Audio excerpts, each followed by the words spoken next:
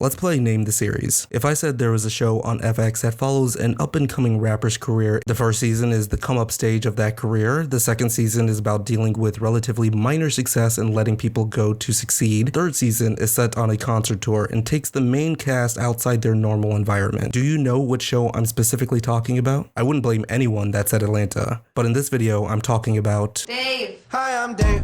I'm Lil Dicky. Hi, I'm Dave. Who's Dave? What's up everyone? Welcome to 9 Nerd Yards. Season 3 of Dave follows the main cast traveling on the Looking for Love concert tour, with each episode taking place in a different stop along that tour. Starting off in Texas, episode 1 is aptly named Texas. I just really love that the season starts off with a silly rap scenario about Dave losing a condom while he's hooking up with a random groupie he met on tour.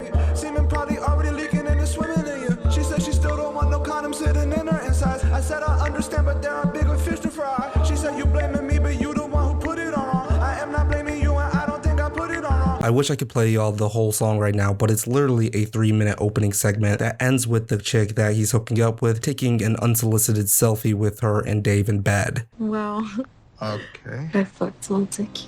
This is life when you're young and wild. Dave is on the Looking for Love tour and also looking for love. That will be the main focus of the whole season. In season 1, he broke up with his best friend and girlfriend Allie. And Allie is actually wonderful, but Dave's rap ambition got in the way of their relationship, and honestly, Dave is kind of the villain of his own show. But I might get into that dynamic later on in the video. Apparently, Dave's manager Mike has been through a life-changing skydiving experience since the last time we seen him in season 2, and that's all he can talk about. I can just be free and live life to the F. Yep, it's exactly like the time I was up in the air. It was one of those This has moments. nothing to do with skydiving. This has everything to do with skydiving, David. You're plummeting towards the Earth at terminal velocity. The Earth feels like it's gonna swallow you whole. I love this story. He's still telling the story. So while in Texas, Gata is actually performing his own show without Dave, which is kind of huge because up until the season 2 finale, he couldn't even get on a track with Dave. But of course, since Dave is at the show, it would almost be weird for him not to hop on the mic for one song to be Gata's hype man for once. After the show, one of Dave's fans gives him a bust of his head made out of concrete. I made something for you.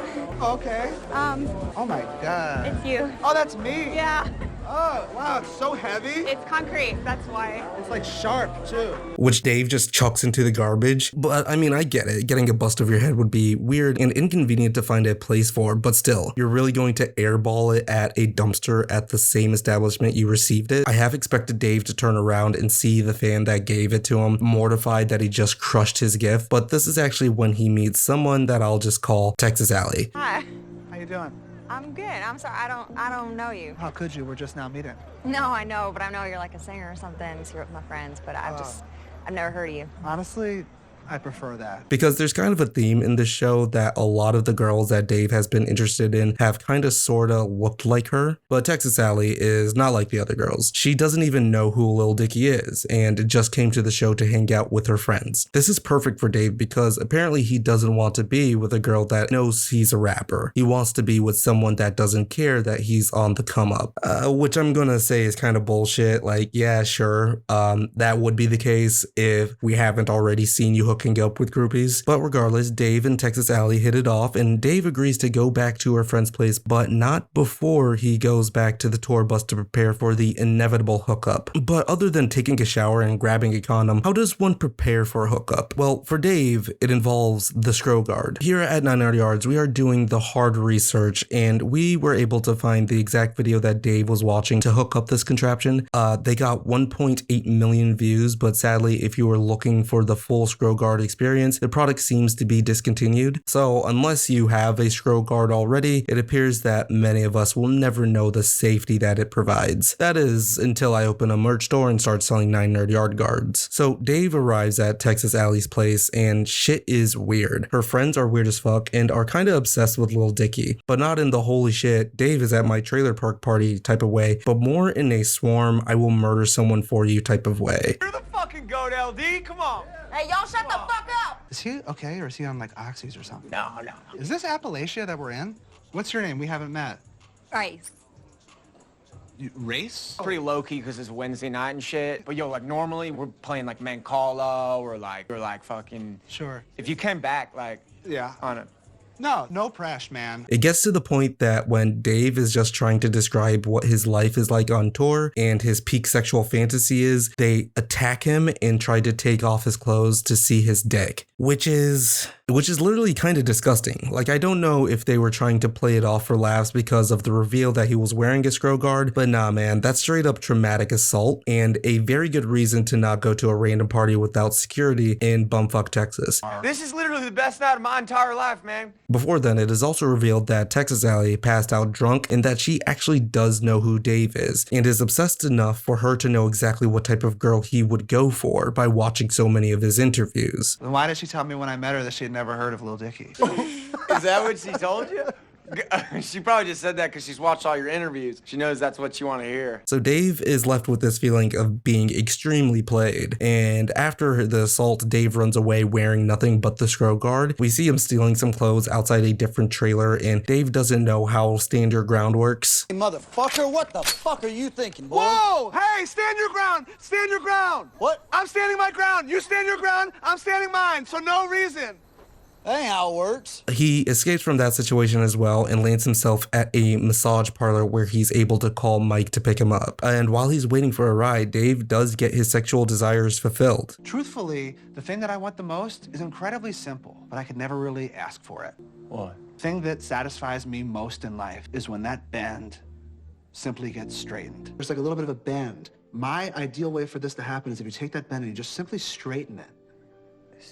And the episode ends there. I glossed over a lot of details there, but just go watch the episode if you haven't. And I have to say that the season premiere, while quite funny, is not my favorite, and it's probably my least favorite of the season. But episode 2, Hearsay, is where things really kick off. It is pure chaos and manages to flex all of the things that the show excels at. Let me explain. This episode opens up with a music video about Dave's childhood unrequited love, Brittany. Saw Brittany for the first time. I was in a trance. Who the hell was this? New chick I never met, was friends with girls, but I hadn't really been attracted to nobody yet. But 8th grade was going crazy. This bitch was so amazing. Walked up and said, "Hi, I'm Dave," and then shit changed. And I gotta say, the song slaps. The melody, the rhyme scheme, and general relatability makes the song a hit. We sat together on the bus. We sat together every lunch. She had me switching up the polos and ditching yo-yos. I went from moving solo, dolo, to being so old. B-S-E-double-S-E-D. Thought about her constantly on cause I burning her CDs, cause I saw her and she saw me.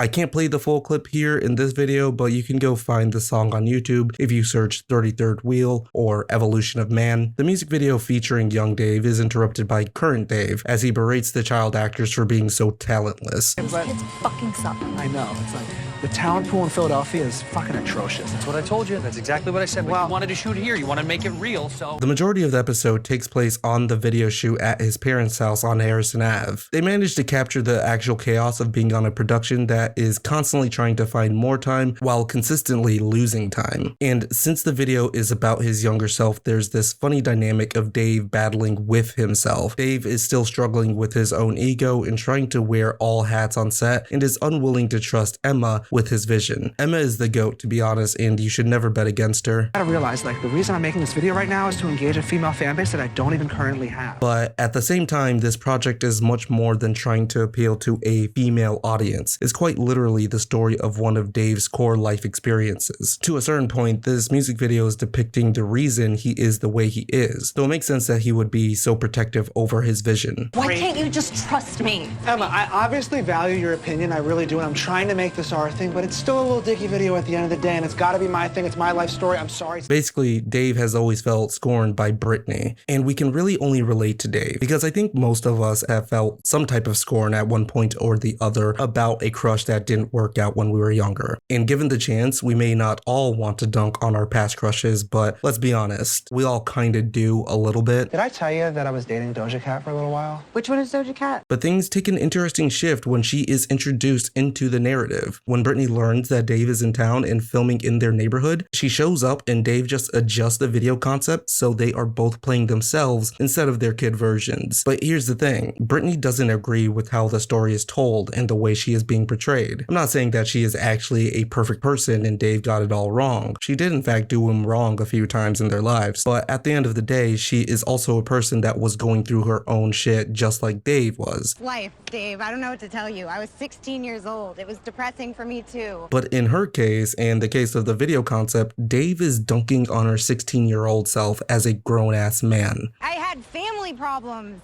I was fucking cutting myself. That sucks. I obviously did not know that. And when you think about the concept of Dave, the TV show, everything that Dave is mad at Brittany for doing when they were teenagers is literally everything we have seen him do to the other people in his life as an adult. What I gotta do? Beg you every day to do a song, bro? Any other friend would have just did it off the dribble, off the strip. I don't know how you're saying that, because you're a shitty girlfriend for using my own self-belief against me in an argument. You have no idea what it's like to be dating a narcissist. It is so draining. You don't get it, and I can't keep apologizing for my ambition just because you don't have any.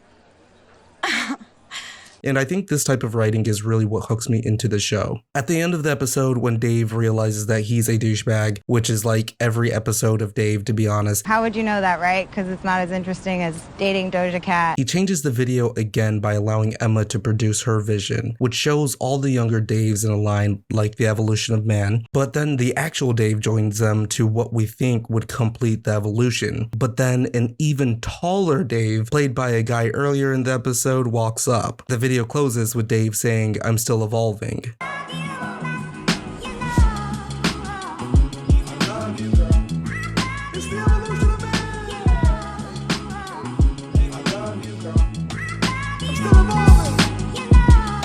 And that is very damn good if you're asking me. Go watch it. Episode 3 is Hearsay. Episode 3 is amazing and my favorite of the season. We start up with Dave and Gata continuing the tour in none other than Atlanta. Dave is stressing about a tweet from Killer Mike that Dave believes questions his character. Earlier today, I tweeted, Atlanta, holler at your boy tonight. He took that tweet, retweeted it with the comment, I don't know about this man. Does he mean like, I don't know about this tweet man, or I don't know about this man like my soul? We continue at a strip club where Dave is linking up with the boss Rick Ross. Rose apparently fucks with Dave and invites Dave to a hip-hop brunch and bequeaths his $250,000 chain to him for the night. Hey, let me ask a personal question. Talk to me. How much did that chain cost? Quarter. Oh, only 25 grand? That's not so bad. No. $250,000. No. Stop. Turn around. Stop. Really? Right now. Oh my God. You my little homie. Wow. Dave is overwhelmed by the ice, but when he tries to give the chain back, the boss has already left. This shouldn't be a problem because the very next day, Dave is planning to link with Rose at the brunch and give the chain back then. However, Dave and Gata are robbed and get the chain snatched. Wait, but can I have my driver's license? It's so hard to go back to the dealer. I do know how it is, though, D. Meanwhile, their security guard Stretch is getting a hot dog. They took the fucking chain, Gata. Man, where the fuck was you at? Y'all praying? While Gata and Dave are trying to figure out how to get the chain back, the cat is already out of the bag because the robbers are on Instagram flaunting their latest heist, which I never understood because clearly people are watching you show out. I mean, at that point, no one even needs to snitch on you if you're snitching on yourself all over MySpace and shit. But this is when Gata goes full Sherlock Hood and finds out that one of the robbers was wearing a fur coat that could have only been sold by someone he's familiar with. So the boys follow up at Gata's uncle's shop, and this dude is so cool. He has a Boston Dynamics robot in the shop. Sit. Gata finds out who his unc sold the fur to, and they call them up. The robbers agree to give the chain back for either $50K or a Rick Ross verse. That's a deal. We need 50 bands. Lower the aggro level. Bro, we ain't no bitches, though. Hello? I'm a bitch. Bro, Start operating under like that we're half bitch. You get us a Rick Ross pizza, bro. We all good. I'm telling you, I'm a man of my word, man. Just a side note, there is a small B plot in this episode that I want to point out because I think is just really sweet. The rest of the gang, Emma, Mike, and Els, are on the tour bus just hanging out, and Els admits that he's kind of broke right now because some of his production deals haven't gone through. Els says that he hasn't even been able to get a haircut because fuck's spending the money at the moment. Dude, I haven't gotten a haircut in 3 weeks, bro. I feel crazy. Your hair looks fine. That's what you tell me. Yeah, You have to tell me that. fine. You're being nice. Remember $10 cuts? Those were the days. But anyway, when Mike finds out about this, he hires a barber to come and give Els a haircut. Now that's a real homie right there. Like damn, and Mike has already let Elle borrow some money too, and he's not stressing about getting it back at all. That's some real friendship for real. I got you a barber. I'm gonna get you all lined up before the brunch later today. Surprise. We do this a lot. Yeah, it's okay. But we continue the next morning with Dave and Gata arriving at the trap house to make the deal. You need some adversity, bro. You fall down 7 times, you get up 8. Why would I have to get up 8 times if I've only fallen down 7? The math doesn't even add up. Because we started on the ground. We got it out the mud, bro. Let's go, man. Bad shit happen to good people. We fixing it. But since Gata doesn't want to come off his Rick Ross verse or 50K, he offers up a Lil Dicky verse. Nigga, who is Lil Dicky? Who the fuck is Lil Dicky? But you guys have never heard of me at all. Wait, hold on. Are you Jack Harlow? You Jack Harlow? Hey, boy, I want to play right now. I'm not Jack Harlow, I'm Lil Dicky. What the fuck are you guys talking about? I'm right here in front of you, a different man. Honestly, I love how often Dave raps on the show. Sure, Lil Dicky is silly and can get out of pocket, but my guy has immaculate flow and melody in his rap. The fact that he hasn't dropped an album with the release of one of these seasons is downright criminal. But Dave seems kinda offended when Gata says his rap can be used as parody. You could go to jail for rap lyrics, but if you put a Lil Dicky verse on there, though, it could be a comedy, a parody, whatever you want it to be. But they ain't gonna use that shit against you in court. See, Dave wants to be seen as a serious spitter that raps about silly things rather than just a silly spitter, if that makes sense. You know, I'm trying to bring back the old school flow, like, no one's revisited, like, my name's Dave and I'm here to say. But he proves himself at the trap with the people that robbed him. He does this by spitting a verse called Hearsay, the name of the show. Coming live from the stash house, taking all of the trash out. High ceiling like Shaq's house. Every time that I rap now, they all want me to pay dues. Trap here like escape rooms, heating up like it's late June. Stop believing the fake news, They should never really judge us for the shit you're under. That would be Hearsay, why that's hearsay. Mobbing with the gang, if you hate it, then it's fear-based. Y'all already know I'm a sucker for good episode titles, and I'm also a sucker for peaceful resolutions to bullshit. This scene was so well executed. A+. I'll work with you any fucking day. I'm just with my friends smoking marijuana. We don't have to stop hanging out. Y'all can stand alone as long as y'all want. So since Gata and Dave got the chain back, they make their way to the Rick Ross brunch. And this episode is so star-studded because they got Usher there, Rick Ross of course, and Dave starts freaking out because Killer Mike is sliding through. And Dave even got a whole speech in his notes just for this situation. I'll get my computer to enhance and put it on the screen so y'all can pause the video and read it. But before all of that transpires, the robbers actually added Dave on Instagram, and guess what? Their security guard Stretch is already a mutual friend with them. Those guys that robbed us followed me on Instagram. What? Yeah. I told you the streets gonna fuck with you, bro. One mutual friend, Stretch. Let me see that. Hey, I gotta go check on something, dog. I'm about to go handle something real quick. But you think that... That's right, it was all a setup. So Gata has to go handle that situation and leave behind someone that he thought was ride or die. Someone he knew since back in the day, and dude thinks he can just apologize and they can move on. Like, bro, you really set us up at gunpoint and now you want to just move on? But nah, bro, have fun in the trenches, it's over. When Dave talks to Killer Mike, he realizes that Killer Mike just meant literally, I have no idea who you are, and not, I don't know about this guy's character like Dave thought. It was all Hearsay. Dave gets suckered into donating so much money for Killer Mike's initiative, and it's actually $50,000, the exact amount that he didn't want to spend to get Rick Ross's chain back. Does sound like you got a lot of eternal conflict. How'd you feel about donating $15,000 to a black bank? 50,000 is... Oh, I said 15, but if you're willing to do 50, that's showing people I put my money where my mouth is. This episode ends with Gata and Dave dancing to Luda with Rick Ross, Usher, and Killer Mike, and the Boston Dynamics robot, of course. This episode was actually amazing and honestly has all the pieces to be a feature-length film if they wanted to stretch it out. You got this funny aspect of Gata going full true detective to figure out the case. I would say instead of him solving the case after following one clue, they could have easily been stretched out with multiple clues before solving the case. But then of course you have the twist ending that it was Stretch all along, and that has pretty drastic implications considering Gata's bipolar disorder. Gata just calmly handles that situation, which was actually really awesome to see considering how many times